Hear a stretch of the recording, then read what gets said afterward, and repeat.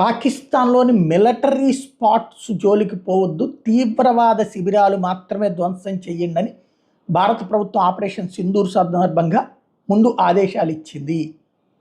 అలాంటి సందర్భంలో మనం కొన్ని విమానాలు కోల్పోవాల్సి వచ్చింది.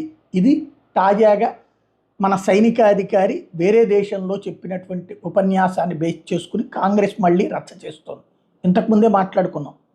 రఫేల్ యుద్ధ విమానాలని నాశనమైనవి అని ప్రకటించింది ముందు కాంగ్రెస్ పార్టీ, లేదే సరే పాకిస్తాన్, దాన్నే ఇక్కడ భుజానికి ఎత్తుకున్నారు. చివరికి రఫేల్ కూడా చెప్పింది మిగతాయి నష్టం ఉంటాయి ఖచ్చితంగా, మనం వేసినప్పుడు నష్టం లేదు, మనం యుద్ధం చేసిన తర్వాత కంప్లీట్గా ఏ ప్రాబ్లం లేకుండా ఎట్లుంటుంది, మనకి ఏ ప్రాబ్లం రాల, ప్రజలకి ఏ ప్రాబ్లం రాల.